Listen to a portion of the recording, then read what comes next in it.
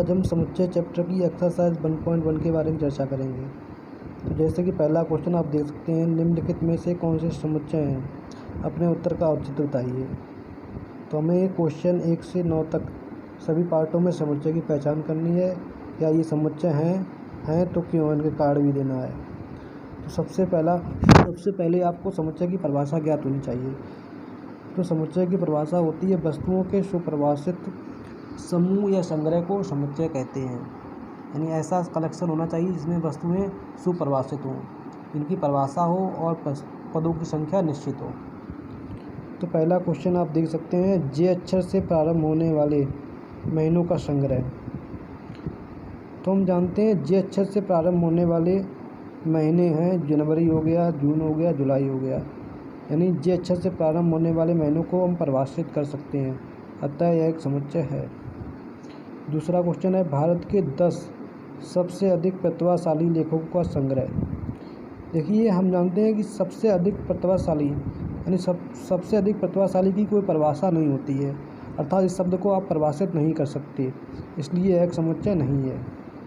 तो इसका आंसर आप देख सकते हैं, सर्वश्रेष्ठ को परिभाषित नहीं किया जा सकता, अतः यह एक समुच्चय नहीं है। तीसरा क्वेश्चन, विश्व के सर्वश्रेष्ठ 11 बल्लेबाजों का संग्रह। तो हम जानते हैं कि सर्वश्रेष्ठ की कोई परिभाषा नहीं होती है। जैसे मान लो किसी हम व्यक्ति से पूछेंगे सर्वश्रेष्ठ खिलाड़ी कौन है, जैसे मान लो मेरे अकॉर्डिंग कोहली है, किसी दूसरे व्यक्ति से पूछेंगे नहीं, वो कहेगा रैना है। तो प्रत्येक व्यक्ति के लिए सर्वश्रेष्ठ का मत अलग होगा। तो हम कह सकते हैं सर्वश्रेष्ठ की कोई परिभाषा नहीं है, अतः यह समुच्चय नहीं है। यानी सर्वश्रेष्ठ बल्लेबाज को हम परिभाषित नहीं कर सकते, अतः यह एक समुच्चय नहीं है। तीसरा क्वेश्चन, तीसरे के बाद अब देखेंगे चौथा क्वेश्चन, आपकी कक्षा के सभी बालकों का संग्रह। देखिए, आपकी कक्षा में जितने भी बालक पढ़ते हैं उनको आप परिभाषित कर सकते हैं, सभी का नाम बता सकते हैं। यानी कक्षा में पढ़ने वाले बालकों की संख्या सीमित होती है और परिभाषित होती है, अतः यह एक समुच्चय है। ठीक है, संख्या निश्चित होती है तो ये समुच्चय है। अगला क्वेश्चन देख सकते हैं हम, 100 से कम सभी प्राकृतिक संख्याओं का समुच्चय। देखिए, 100 से कम की प्राकृतिक संख्याएं हो गई 1, 2, 3 ... 99, आखिरी संख्या होगी 100 से कम की। अतः हम 100 से कम की सभी संख्याओं को परिभाषित कर सकते हैं। 100 से कम की संख्या हमारी हो गई, उसे परिभाषित है, अतः यह एक समुच्चय है। अगला क्वेश्चन, लेखक प्रेमचंद द्वारा लिखित उपन्यासों का संग्रह। देखिए, प्रेमचंद द्वारा लिखित उपन्यास भी परिभाषित हैं, जैसे गबन हो गया, गोदान हो गया आदि। तो हम लेखक प्रेमचंद द्वारा लिखित उपन्यासों का संग्रह, गबन, गोदान आदि को परिभाषित कर सकते हैं, अतः यह एक समुच्चय है। अगला क्वेश्चन, सभी समपूर्णांकों का संग्रह। देखिए, समपूर्णांक को भी हम परिभाषित कर सकते हैं, जैसे आपके समपूर्णांक हो गए -8, -6, -4, -2, 0, +2, +4, +6, +8 आदि, अतः यह एक समुच्चय है। अगला क्वेश्चन, इस अध्याय में आने वाले सभी प्रश्नों का संग्रह। देखिए, इस अध्याय में सभी प्रश्न सीमित हैं और उन्हें आप परिभाषित कर सकते हैं, अतः यह एक समुच्चय है। विश्व के सबसे अधिक खतरनाक जानवरों का संग्रह। देखिए, सबसे अधिक खतरनाक को आप परिभाषित नहीं कर सकते, क्योंकि प्रत्येक व्यक्ति के लिए खतरनाक के लिए अधिक अलग अलग मत होंगे, अतः यह एक समुच्चय नहीं है।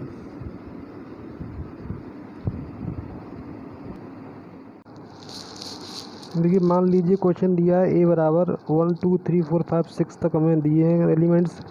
रिक्त स्थान में उपयुक्त प्रतीक बिलोंग्स टू और डज नॉट बिलोंग्स टू भरिए। ये हमारा क्वेश्चन है। देखिए, पहला हमको पार्ट देख रहे हैं इसका,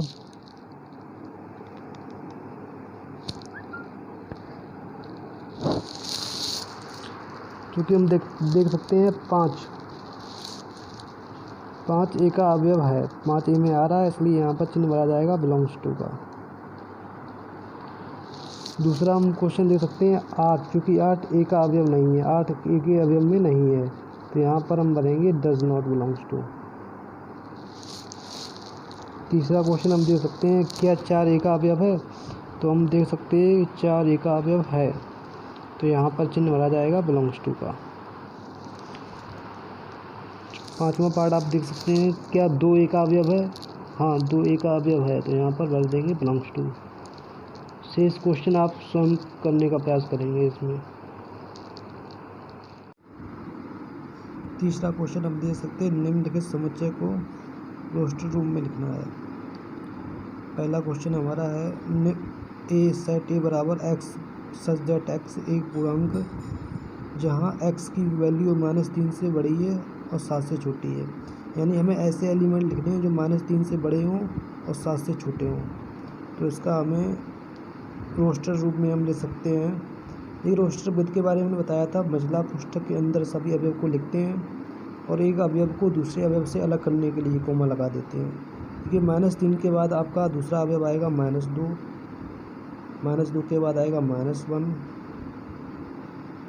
-1 के बाद 0, फिर आएगा 1, फिर आएगा 2, 3, 4, 5, 6, यानी 7 से छोटे तक हमें लिखना है। तो ये हमारे हो गया, पहला क्वेश्चन हो गया सॉल्व। इसी प्रकार दूसरा क्वेश्चन हम देख सकते हैं, सेट बी इक्वल है एक्स सच दैट एक्स सम संख्या जो 6 से कम एक प्राकृतिक संख्या है। 6 से कम एक प्राकृतिक संख्या हमें लिखनी है सेकंड क्वेश्चन में। देखिए 6 से कम की संख्या हमारी हो सकती हैं, जैसे 1, 2, 3, 4 हो गई, 5 हो गई, और 6 से कम की लिखनी है, 5 तक ही लिखेंगे हम लोग। ये सेट हो गया आपका तैयार। तीसरा क्वेश्चन आप देख सकते हैं, सेट सी बराबर एक्स सच दैट एक्स 2 अंकों की संख्या, 2 अंकों की ऐसी प्राकृतिक संख्या लिखनी है जिनके अंकों का योग 8 होना चाहिए। अंकों का योगफल कितना हो? 8 हो। तो हम पहला एग्जाम्पल यहाँ पर ले सकते हैं। पहली संख्या हमारी हो सकती है 26। यहाँ हम दे सकते हैं अंकों का योग जोड़ेंगे तो 2 और 6 8 हो जाएंगे। दूसरा एग्जाम्पल हम ले सकते हैं 53, यहाँ भी अंकों का योग 8 हो रहा है। नेक्स्ट एग्जाम्पल हम ले सकते हैं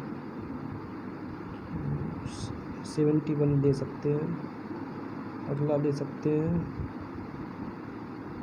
8,0, उसके बाद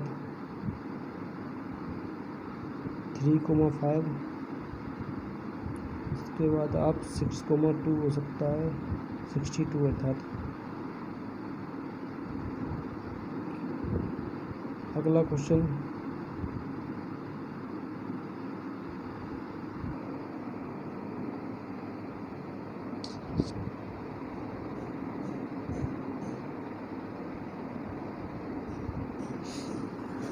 देखिए, अगला क्वेश्चन आप देख सकते हैं।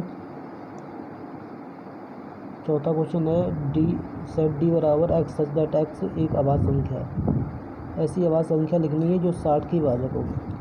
देखिए, अभाज्य संख्याएं वे होती हैं जो संख्याएं स्वयं से विभाजित हों या फिर 1 से विभाजित हों। तो देखिए, सबसे छोटी अभाज्य संख्या 2 होती है। तो हम जानते हैं 2 60 की भाजक है, तो यहाँ पर हमारा पहला एलिमेंट हो गया 2। इसके बाद आएगी अभाज्य संख्या 3, 3 भी 60 की भाजक है, तो हमारी संख्या दूसरा एलिमेंट हो गया 3। 3 के बाद आएगा 5, 5वीं भाजक है 60 की। उसके बाद ऐसी कोई संख्या नहीं जो 60 की भाजक हो, चूँकि 5 के बाद 7 आएगा, 7 60 का भाजक है नहीं। उसके बाद 11 भी 60 का भाजक नहीं है, यानी हमारे सिर्फ 3 एलिमेंट हो गए। क्वेश्चन थर्ड आपका ये हो गया। क्वेश्चन फोर्थ था, सॉरी। अब तो क्वेश्चन फिफ्थ देख सकते हैं।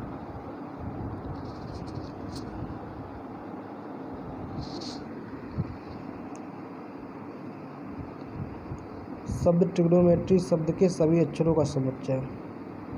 देखिए, ट्रिग्नोमेट्री के जितने भी अक्षर आ रहे हैं उन सभी अक्षरों का आपको समुच्चय लिखना है। पहला हम अक्षर दे सकते हैं जहाँ पर टी है, तो पहला एलिमेंट हो गया टी, दूसरा हो गया आर एलिमेंट, तीसरा हो गया आई, उसके बाद चौथा हो गया जी, अगला हो गया एन, उसके बाद ओ हो गया, उसके बाद एम, उसके बाद ई, ये कि कोई भी एलिमेंट दो एक से अधिक बार नहीं आप ले सकते। अगला हो गया टी, जो कि हम ले चुके हैं, छोड़ देंगे, ठीक है। इसके बाद आर भी हो चुका है एक बार, तो हमारा आखिरी एलिमेंट हो जाएगा वाई।